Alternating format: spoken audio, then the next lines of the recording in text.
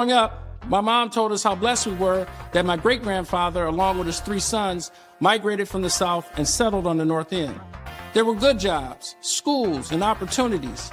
Our neighborhoods were a great place to raise a family. As descendants of great legacy Detroiters, we can build Detroit better. I'm Todd Perkins, husband, father, lawyer, community servant, and I'm running for mayor. Detroit, we can do better, much better. Get involved at PerkinsForThePeople.com. Welcome back to the Beef Factory 313 War Stories podcast, and I'm your host, Juice. And as y'all can see, y'all know who we got with us. Welcome to the panel, Todd Perkins. How's it going today? Well, thank you so much, Juice, for having me, man. I want to be an asset to you, asset to the people, and hopefully you and I in our exchange can make people feel better and understand a little bit more about what's going on in the world, and definitely about your platform.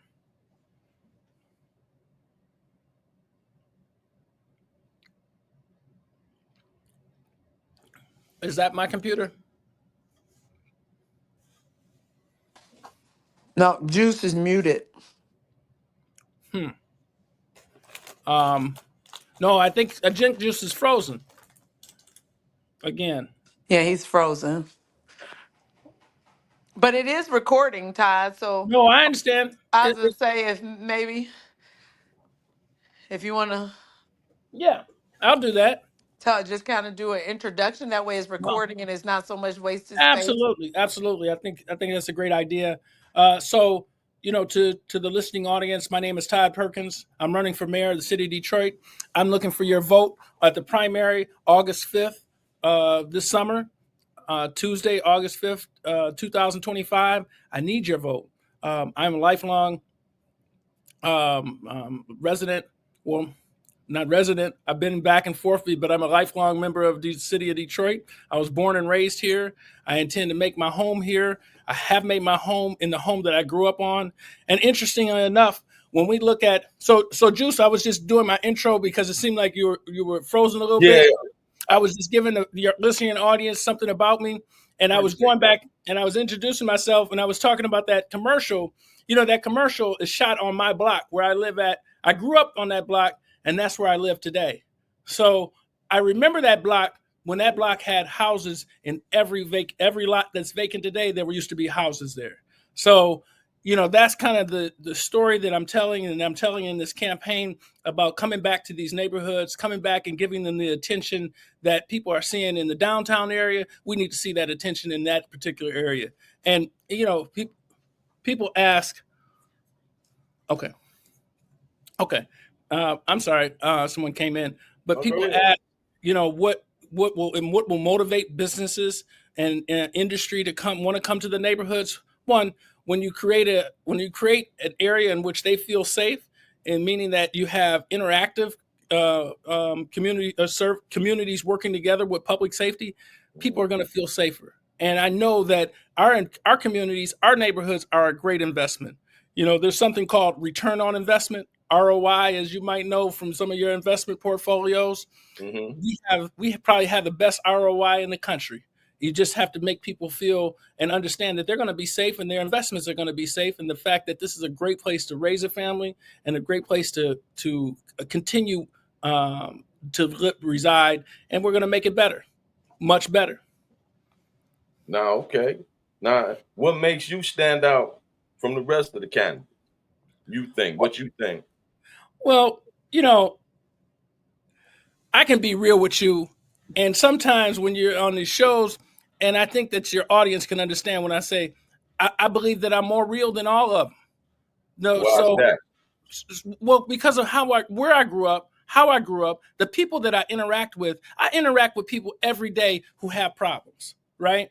Mm-hmm. A lot of times people's problems in some areas of the world, in some areas of society, they got a problem getting a contract. They got a problem, negotiating something different, or they want something more. I'm dealing with people oftentimes who are without. Some who are without freedom, from a basic essential necessity. Some who are without food, and some who are without the ability to have somebody to defend them.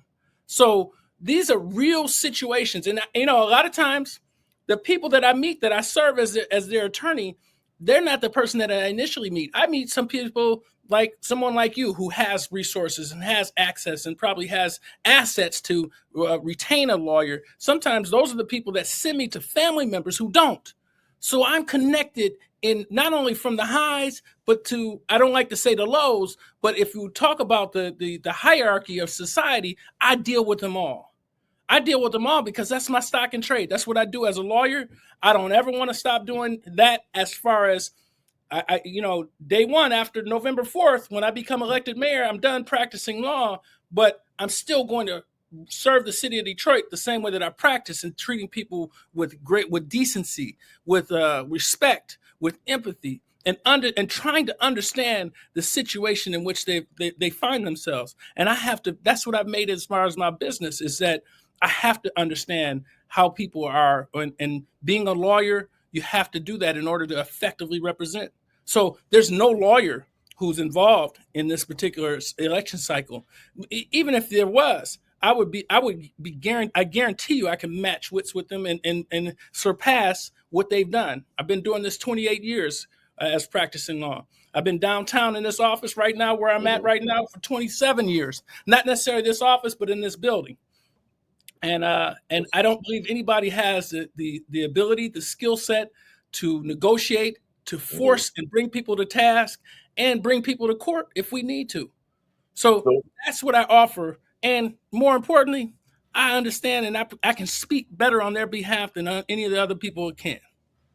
And so how will your administration improve relationships between the police and the citizens? Specifically, our youth. You see how the things our youth going through. Absolutely. Absolutely. I think that the youth need a voice, and I think that they need to feel empowered. Now, and I know there's some people who, no matter what kind of resources that you have, they're going to need a little more encouragement to want to understand that you might not want to go down a pathway. I don't know how. I'm 55, so I've kind of seen it all in my 55 years, having grown up on the North End, and, seeing people, friends of mine. At one point in time, I used to tell people, in my 40s, and even today, most of the friends that I have growing up, the friends I grew up with and the friends that are still my friends today, most of those people are felons, right? Now a lot of people I went to school with, not so much, but a lot of people they are. Now I see the joy in that is today they're not felons because we've expunged their records. They're doing things, and they've grown up throughout that process. But the youth, we want to try to see a pathway that they don't go that route, right? They do not go in that particular direction because, and it needs people who have been that way.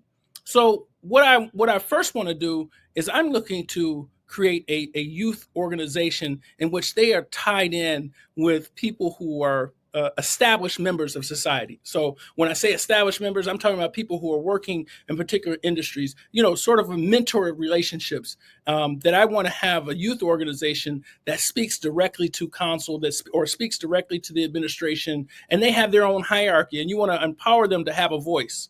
So once they have a voice, then they can speak not only to the police commissioners, but they can also speak to the administration, but they can also speak to the police. Along with that, I believe that community organizations, neighborhood organizations need to have more communication. Well, I should turn that around.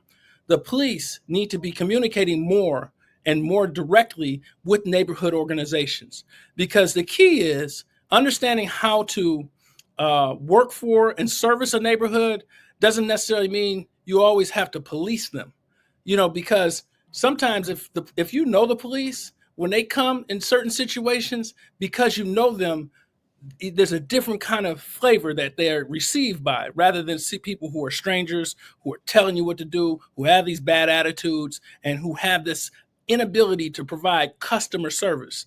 Because police or not, this is an element of service. A lawyer is nothing more than a person who provides a service. Police are nothing more than a person who provides a service. Just like my dad was a barber who provides a service. Now, some people may say he provides a product because, after you finish, you either look, real crispy or not. But at the same time, neighborhood interaction with law enforcement is the key. I truly believe that. It's not, I think the city does need more officers, but not necessarily the fact that I don't believe in over policing. I believe that connectivity with neighborhood organizations is a key to understanding what's going on in that neighborhood before something happens. And so once you have those people, and these are typically, the adults in the neighborhood who have the children in the neighborhood, who therefore can, connect themselves with law enforcement. And that's, I believe, the key, having that direct interaction with people, young people, older people in the neighborhood before problems happen. And so when problems happen, you can have a different opportunity, or is a different way that they'll be received when they show up on the scene.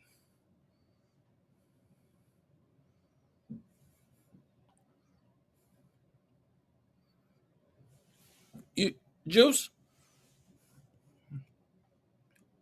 Now, what I will also say, while while given more the opportunity, I believe that the stories that I hear about police who the bad attitudes, and everybody's entitled to a bad day. I understand that, but the bad attitudes, the denigration, the talking down to people who are in a predicament or in a problematic situation, that's just unacceptable.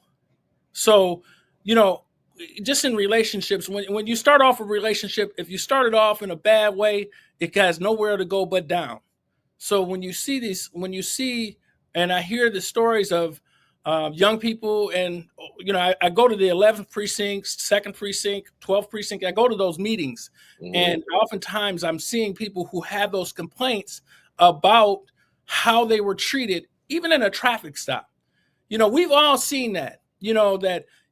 Police come in on the scene and they have this whole image that they're there to bum rush you, basically. And now I'm telling on myself because nobody even uses the word bum rush no more. But right.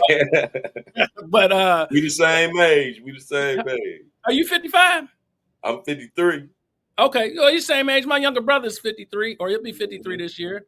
But when I'm talking about that disposition, when they jump out that car and they had that whole arrogance, and rather than having a sense of humility, and that's how that's how I intend to lead, with a sense of humility. I want to ask questions before I make determinations on what direction I'm going to take. And often now there's given situations, and now we have to take the situation case by case, right? If you jump out the car and it's a hot situation, there's gunfire going, it's a different kind of manner and mechanism that you're going to have to reveal, because it's first and foremost is saving lives. Life preservation is most important, right? Right. But outside of that, we're not talking about those situations all the time. And then even in the aftermath of certain things like that, let's not look at everybody as a suspect. Because what did your grandparents say? You get more bees with honey than with vinegar. And so that's right. That whole thing, like, I see them sometimes, they have this kind of attitude and they got a sense of anger. I want to get rid of that. You know what I'm saying? I don't want police on my police force like that, because I'm dealing with people who are dealing with problems in their lives that when they present themselves or they interact with law enforcement, they need somebody who's going to have some understanding rather than some indignation towards them, finger pointing, get on the ground, all that stuff. Now, officer safety, first and foremost, I get it, but it doesn't start with get on the ground. It doesn't start with talking about them. It doesn't start with dogging them out. It doesn't start with, accusing them of something. Why not? Why do that when I can get more from them by being courteous to them? I've had situations in which I've represented young people, and they get themselves in some trouble, and the family comes and hires me afterwards. An uncle comes in, wants to hire me for his nephew, got in trouble, and I go to the kid after the kid gets out on bond. I go to the kid, and the kid's done made a statement to the officer. And I know the officer he made the statement to, and I heard this before. I said, why'd you make a statement to him? And the kid said to me, that officer was treated me with more respect than any adult has treated me. And I just didn't want to lie to him. Now, the problem with that situation for me as a lawyer is my client's he's talked, so now legally, I got a little more difficult situation to represent someone. But what that tells me about that cop is that's a guy who understands how to talk to people. You know what I'm saying? He talked to the kid. He didn't do anything wrong, even though I filed the motion, said he did something wrong, just to get a hearing. But you also doing that to get a hearing so that you can get better understanding. And so both sides have a better understanding, and maybe we can meet in the middle and help this kid out and get him on his pathway to success in life. Even if he has to be punished for whatever he may have done or may not have done. But it told me something about that cop. And those are the cops that I see, that I like to do community service with. I like to do, I do an event on the North End. And I know you asked me a question. I've gone on away with it, man. But I do these events on the North End, and they're picnics. I like to feed people while we educate ourselves and get to know each other. And what I always do is I always invite law enforcement to come by. And I tell them, I say, they're like, why you bring them? I said, look, man, you need to know who they are. And they need to know who you are from a personal level. So when something jumps off, I tell some people, I say, it's no secret what you do. And if they know you, they're here to police things, and they don't want danger into the community. Now, they don't want you doing what you're doing, maybe, but they're not going to come after you and treat you with a different level of respect because they know you. And that's what I try to teach them. And it's worked for me in a lot of ways. And also, I ultimately look forward to people seeking greater in their lives in a more positive way. So now I heard you speak on helping the felons. Now, this applies to a lot of us. I'm an ex-felon. Mm-hmm. The job opportunities, how you going to make it? Because they still tend to hold your past criminal history against you. What's your administration go do differently than previous administrations? Well, what I'm going to do, certain things, like I guess if I had an individual who is, has a felony record, well, one, we're gonna make sure that people who have the enough time that's passed by and that they're eligible, we're gonna get them out of that felony category. We're gonna make them ex-felons. We're gonna make them, citizens that can have and enjoy all the attributes of a person who doesn't have a felony record, meaning, the expungements.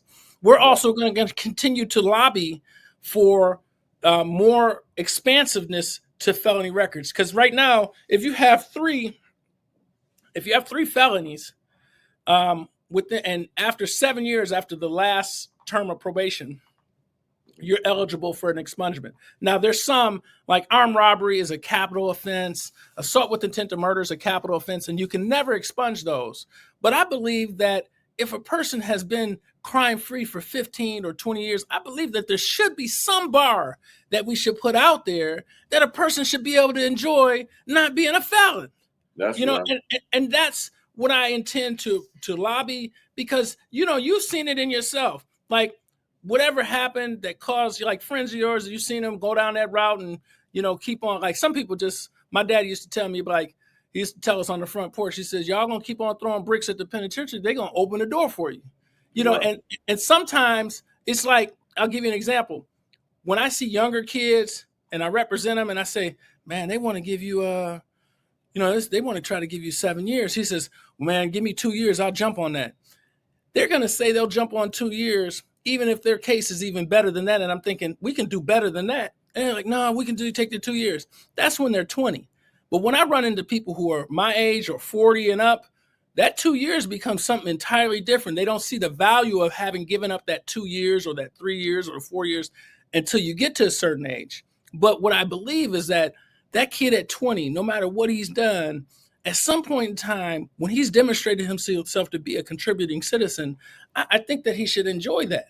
And, that's my process. That's what I intend to do, even for the capital offenses. Now, some things may never work, but it doesn't mean that I'm not interested in doing that, because I want to see people who want to enjoy the better parts and aspects of what you and I might call normal life, working a job, getting a good job, and I wanted them to get careers, not jobs. Because a career is something that you, one, enjoy, two, that's going to give you something that you can take care of your family, instead of being like I describe it, being the working poor. And what I mean by that is, we got a lot of people in the city who got jobs, although we're on the bottom tier of employment. We're on the bottom tier of crime. We're on the bottom tier of education for major cities around the country, even though we've made a lot of progress, right? But what I want to do is make sure that people have an opportunity to have careers. And the working poor is someone who has, if you miss a paycheck, you're on the bread line. That's the working poor. You're just working just for that check to stay right above water, just like the water is just right here. So people who are felons, they're not even doing that well, because they're not entitled to work now. And so I get back to it. You go to somebody who wants to work at a bank and they got a crime for theft or dishonesty. Well, now that's a different set of circumstances, because that bank has a bond, has insurance. So we may never get that person into a bank job, but we can get them into a job that doesn't necessarily work on someone's, theft or dishonesty in the past. And even then, those are crimes that are typically readily available, that expungements can be used to remove that conviction, and then they otherwise would be eligible to get those jobs. But I just don't believe that because a person's a felon that they cannot contribute and be a positive attribute to companies who are in the business. I mean, production, development, construction, because we have a lot of those things and a lot of careers on that.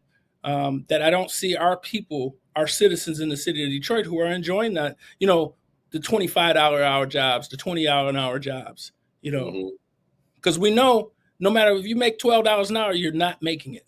You're not. For real. So them your plans of that. What about are you working with any organizations at this present hour of the city of Detroit? Oftentimes I'm called in to do work for community organizations. I have an organization called the People's Voice. And so the People's Voice has People's Voice did Black Lives Matter. We sued a city that actually gave me a ticket, and then that made them pay me a lot of money for giving me a ticket just because I had a Black Lives Matter sign. But then I used that revenue and created the People's Voice to pursue reparations in the city of Detroit. So when you start doing that kind of community work, oftentimes you get calls from various different organizations to do work. I've worked for tiny homes. I've worked for we do a lot of pro bono work, individuals who are returning citizens or people who find themselves, the lifers, so to speak, who the Innocence Project. So you see those organizations like the University of Michigan Innocence Project, and there's some other ones. Oftentimes those organizations will call me and I will donate my services to those organizations for those individuals who have won their case on appeal, but now they need a trial lawyer just in case the prosecution is not going to be willing to dismiss the case. So I've stood in that place and have seen the benefit of seeing many people return to society and not have a criminal record because they were wrongly convicted. So, yeah, I do a lot of pro bono work. I do a lot of community work. And really, I look at myself as a person who comes in as needed for a lot of different community organizations. Okay. Do you want me to let Jay up in here? I don't know who that is. I don't know who Jay is. Sure. All right. He left. Okay. A lot of candidates be rich in promises and poor in blessings, saying what it take to get in office, and then they fall short. What you go do to secure the peoples that you not one of them? Right. Well, I think you got to look at what we've done and what the body of work with a person who's coming to you, because you got to trust the source, right? Right. One thing about it is I think that you can trust me based upon what I've done already, what I've done in the past, and what I've done for the community. I've been doing this on my own dime, and on my own time. So, those are individuals who a lot has been said, like, I'm concerned, and I look at the city of Detroit as being in the crossroads. The people who are asking for people's vote, they've had an opportunity to do the things that they've promised to do and have not done it. I've not been at any power. I've not been in any seat of power. I've just created our own sphere of influence, for my people, for myself, and for the people that are just regular citizens. So that my track record presents itself as one who's going to follow through on promises, just being transparent. I'm not going to tell everybody I'm not going to tell everybody we're going to do all this, we'll do all that, and there's no money there. Now, I'll tell them, look, I have a dream, I have an idea, and this is what we're going to do, because we have to plan for success or else there will be none. So my goal is to express what my platform is, how I intend to do it. Just like in the city of Detroit, I have a design and I have a plan to reduce taxes. I know immediately that's not something that I can do, especially in a city that's still under the bankruptcy.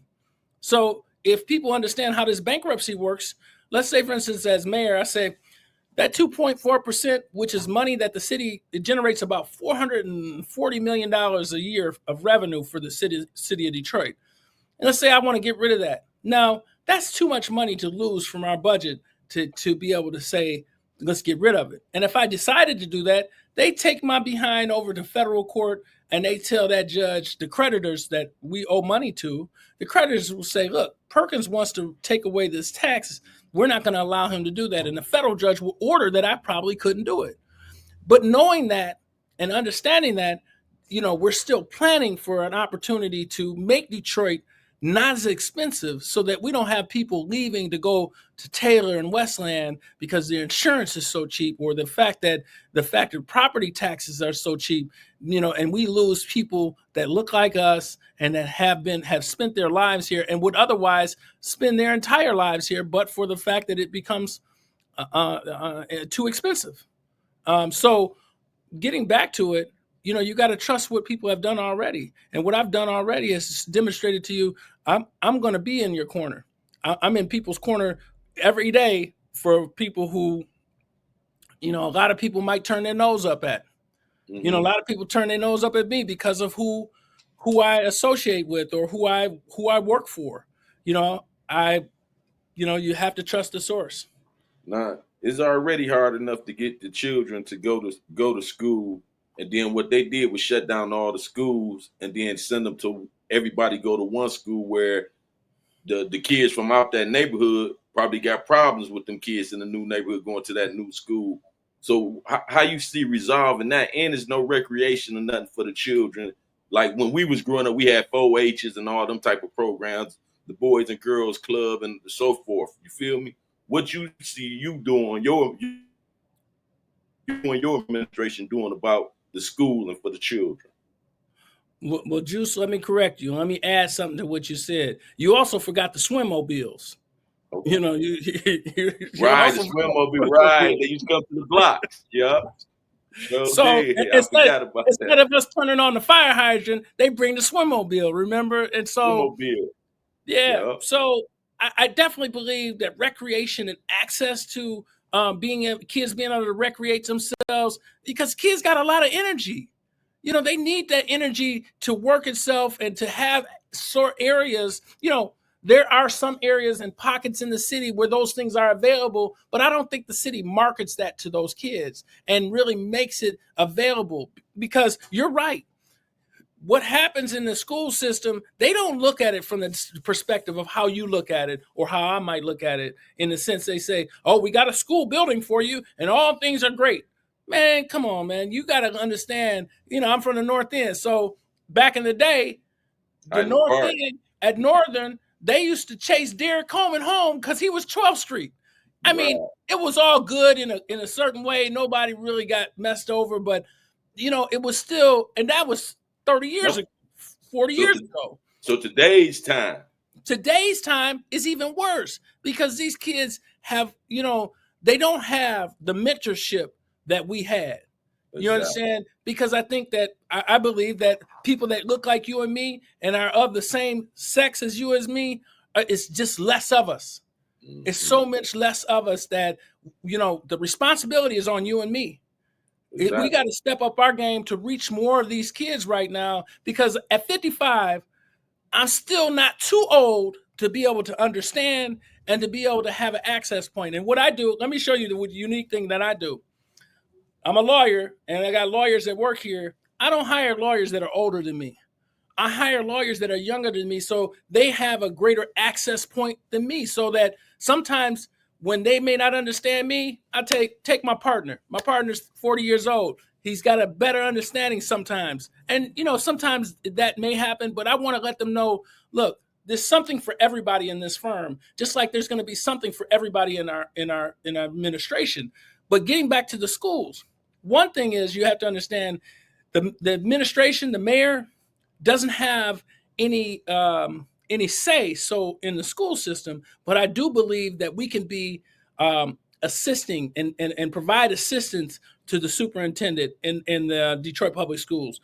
But what we also can do is we can make sure that there are rec centers that are available at different areas in different neighborhoods, and assess how they're working, and making sure that those kids know that those are available to them. You don't hear about this. You don't hear the marketing. I believe marketing things and the resources that the city is doing is so important, because how oftentimes do you know kids who, live 5 or 6 blocks from a place that's a place of recreation, and they don't know about it because no one's told them. So Exactly. I think that that's very important, that we reach out to them. And the very fact that we would reach out to them directly, it gives them a sense of understanding. Somebody really cares about me. Man, he's like, these people actually give a damn whether I live or die. So, it starts there with an idea of caring, and then being in their ear and touching them each and every time we can in a positive way. And I think that'll make a lot difference from the idea of outside the school, because there's a lot that goes on outside the school, not in school, that really affects the rest of the trajectory of their life. And so, do you feel you got a unique perspective on fighting crime, since you were a defense attorney? Absolutely. I mean, here's the thing. You got Chief Craig, or James Craig, former chief of police. He only knows one side. I know both sides of it, and I know from a more intimate perspective than anybody in this race. All they can do is talk about it. I've been there when I'm crying with those guys as they've gotten arrested and didn't do it, or some did do it and wanting a way out, and then having to understand how we're going to navigate the system, and then more importantly, talking to their friends and directing their friends to say, look, there's a better way that we can do all of this. And I'm not necessarily getting in the way of giving them a plan on how to commit crime. No, I'm not doing that. But what I'm saying is talking to them and getting an understanding of what's going on in their world, and really trying to be a mentor. I go talk to kids a lot in the school system, in recreational environments, and I talk to them in groups, and I tell them, I say, look, any one of y'all can set an appointment and come down to my office and talk to me for free. I don't care. Y'all see me on TV. You see my billboards. You come down here and talk to me for free. And we could talk about some of the problems that you may have. But now, once you get involved in a case, I'm going to have to charge you for that. But right now, it's free. So maybe we can avoid that idea of a case. And I don't like to speak negativity into the environment. I tell them, look, we're not going to have no cases. Let's talk like that first. Now, we also know situations happen, but understanding what happened in a situation, being able to dissect what happened, being able to understand and appreciate why the decision making was there, or whether they had the necessary skill sets to diffuse situations. Those are the key aspects of trying to prevent, putting the preventative steps in place so that people are less prone to committing crimes, or being involved in the area where crimes are committed. Because we oftentimes know you can be in an area and, cops jump on the scene, and because of the way that they accuse, some people get accused, they're not even the ones who did anything. They just happen to be there, and it's like our parents say, you're guilty by association. So that's kind of one of the things that I want to prevent But I think understanding from what I do as a defense attorney and what I've done as a community lawyer and as a community man and an individual who's represented police officers, represented, I've been city attorney for Highland Park. I'm currently the city attorney for Inkster. Okay. And doing all those things, I see it from a grander landscape than just this former chief of police who only sees one thing. And then, he's a person who's, and I'll say it honestly, we got a Democratic city, and he masqueraded around in our city, not necessarily identifying who he was for all these years. And then as soon as he leaves, he wants to identify as a Republican. I think that's, just an opportunist. It's clearly just an opportunity to seek that Republican vote. But I also think that he kind of played us a little bit, because I think we also need to know who are the people that are working for us. Especially in a position in that high and that visible in our society, we're entitled to know what side of the aisle you on, where you vote at. Right. And with you saying that, you about to go from being you putting yourself in position from going from being a defense attorney to being mayor. And stepping up in mayor, you taking on responsibility of a whole city, a whole inner city. Right. Mm-hmm. You know what I'm saying? Making decisions that you see fit for everybody. What you feel deems you worthy of that position? You went out there for a second. Oh, I say what you see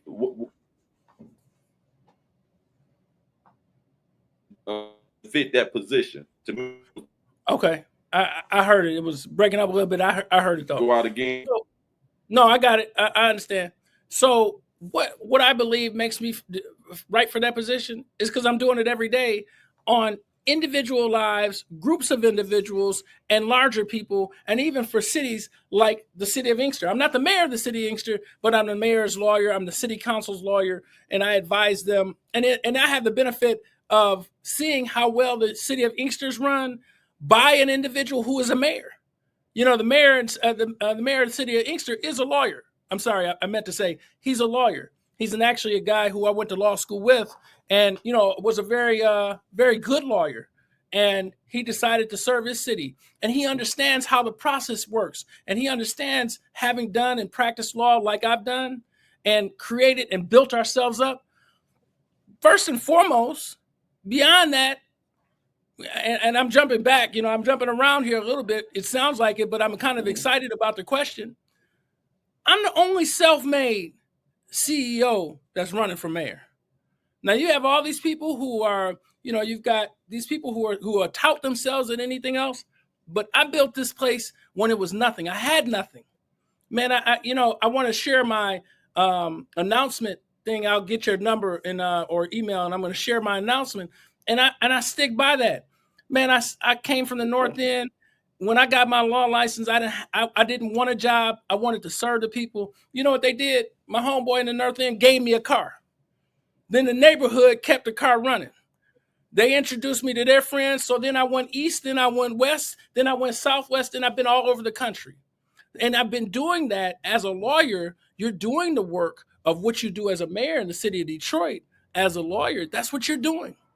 Now you're doing it on a smaller level certain times because you're doing it individual by individual or group by group.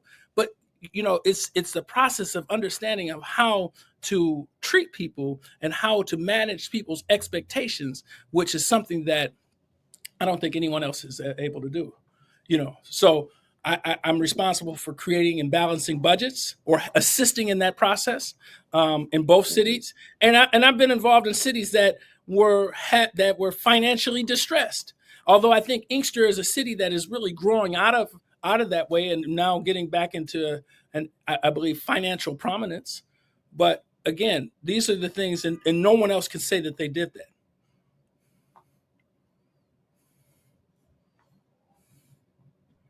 And I you answered everything. You know what I'm saying? You came and you opened the door. You are, besides just being a defense attorney. Am I still here? Yeah, I'm listening. Can you hear me? Yeah, I can. Okay. Yeah. you let the people know your qualifications. You just let the people know your goals as if you get in that office, and I'm gonna back you with that. You know what I'm saying? I heard what I need to hear. You know what I'm saying? And I think them was some tough answers to be spontaneous. We didn't rehearse nothing. You know what I'm saying? This was all off No, the we did. head. You know what I'm saying? So that came from your heart. You know what I'm saying? This wasn't pre-recorded. We didn't get to talk about it and go over no questions. You know what I'm saying? I wrote a few questions that I wanted to ask you for what some of the people wanted me to ask you, and I think you answered them to the utmost. And you have been working with the people. You know what I'm saying? Direct. You know what I'm saying? The common people. You know what I'm saying? Not just the elites. You feel me? Well, the common people matter more to me than the elites, I know. because it's more of us than it is of them. And once we start to understand that, we'll now understand our power. And so the people that, friends of yours and friends of mine, my job is between now and August 5th is to get them to the polls. Tell How them many about people? tell them How many about people? voting. Tell them Huh? about the necessary vote, because some of our people don't believe they vote matter. Let them know they votes do matter. It matters. That's why I'm in somebody's house every night, just about. Every night I'm in somebody's living room telling them that, to get your relatives out. Because, shoot, I'll go up, I go up to the basketball courts. It's a little too cold right now, but I'll go to the basketball courts and I'll go to the gyms, and I'm gonna get the word out to them. I'm gonna go to the churches, don't get me wrong, but I want to go to the people that feel like their vote doesn't matter, to convince them that it does. And it only takes a couple of minutes to exercise that vote. And they could make a difference. And let them know what they doing when they don't vote. They don't use their voice. Yeah, yeah. You know what I'm saying? You don't have no say, so then you sit back and complain about the laws that's being changed. You I feel say that me? all the time, man. I say And that all the time. I got one more before you go. Okay. Um, this something you need to address, because I ran into this speaking up for you.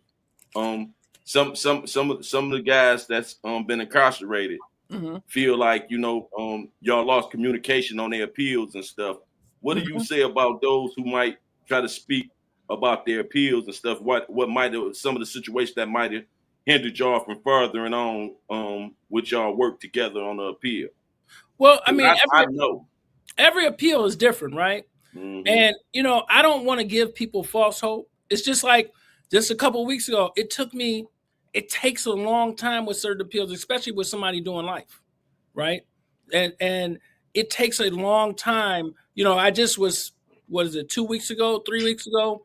It took me about 5 years to get this guy 4 years or 6 years knocked off his sentence.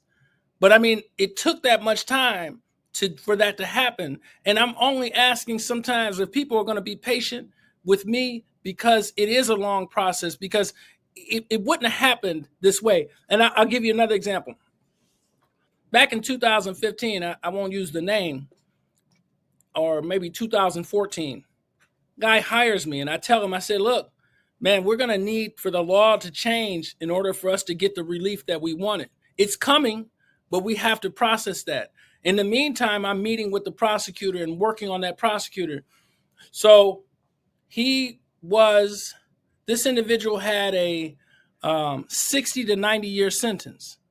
And, he wasn't eligible for that relief. And he definitely wasn't eligible for that relief for the judge that he had. When that judge then retired, it went to another judge. And that was the point. And then the law changed. So it took a lot of um, uh, patience. It took a lot of time. And sometimes people want results. And I'm not going to, I'm not going to bullshit them. I'm really not. And I just assume I'd rather give somebody their money back, even if I've done the work. I say, look, you gave me $30,000. Hey, why not I give you 25 back, and you could try it with someone else, because we've been doing a lot of work. It's just not there right now. We're going to keep on looking for a process. It's just I'm still working with them now.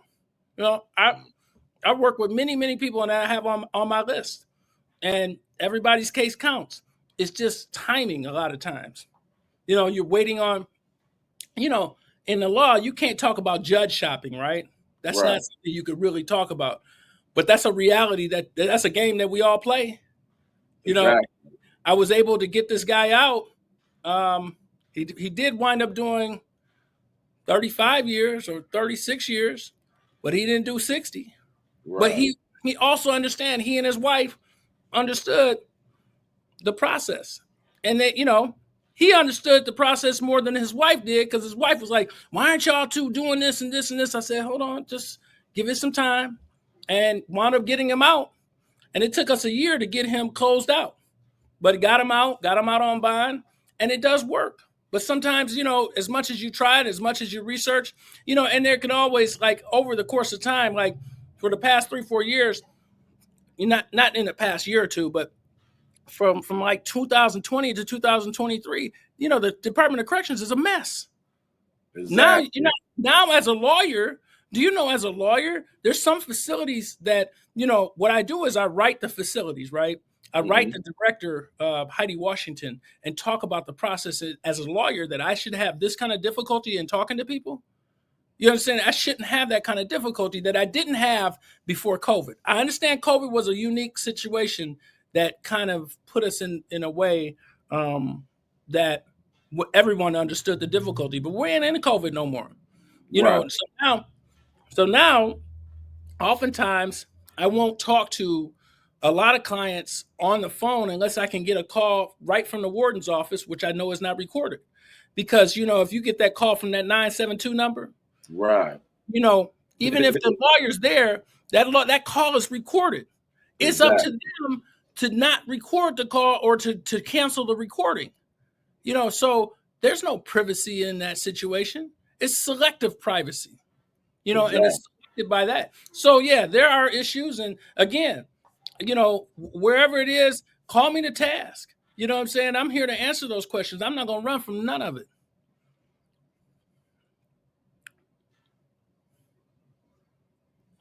I'm glad you addressed that. See, I need you to address that because I ran across that with a few different individuals. So I know anybody who ain't aware of who you are and what you represent, if they ask some incarcerated individuals, then and if they have problems with their appeal, that's gonna be one of the things. So I wanted you to address that so the people can hear it Absolutely. now. You know what I'm saying? Absolutely. Because like you say, every situation is different, and each one of them individuals thing was different. So Yeah. we're And gonna like wrap this up sometimes right now. Go ahead. What you about to say? what I was gonna say, and I gotta jump on a debate in a couple of minutes. But what I was gonna say is, I know some of the guys that I'm working with now who are like, man, Perkins ain't called me, right? And some of the Right. other dudes are walking up out of there because of what I did for them. You know what I'm saying? They're like, Exactly. you should have done that for me. And I said, I got you. Just hold on. I'm coming, baby. I'm coming. You know what I'm saying? And sometimes people say, man, I'm going to go somewhere else, and that's fine. But I'm always going to be a resource for them or an access point for them.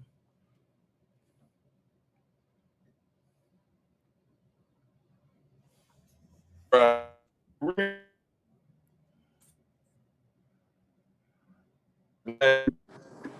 I can't hear you.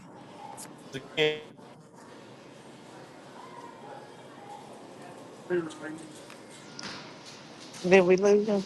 Todd, can you let everybody know your website and Instagram and what Yeah, they can do? Call to Yep. action, yeah, please. absolutely, absolutely. I'm asking again, Juice. I appreciate it. I got to jump off in a second, but if I can, I want people to understand they can go to my website, perkinsforthepeople.com.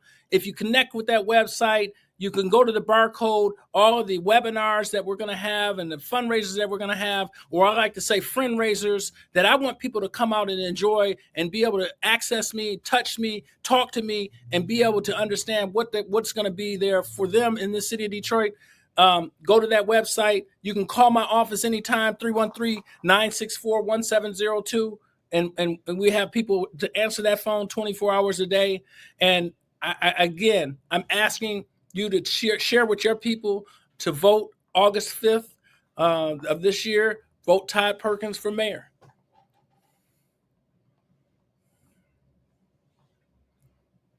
That's right.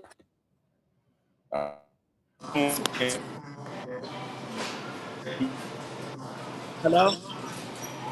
think it was freezing.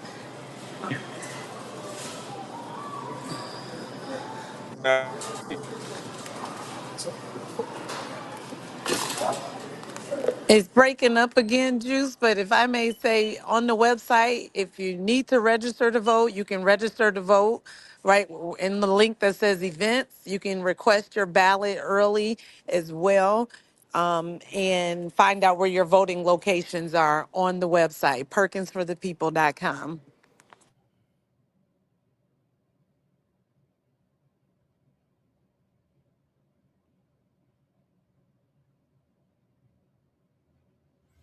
All right. And not even about me. You all had an opportunity to have access to the office because this is who I laid down with every night. So he made sure we didn't get it wrong in that office. And it spread and permeated across this country when I was able to tell the real world and the real experiences that when people are treated like animals and savages, then you justify how you treat them. No, every person who goes through the system is a human being, and what I'm here to tell you is that you will be treated like human beings from across this world. Talk that talk. Talk that talk.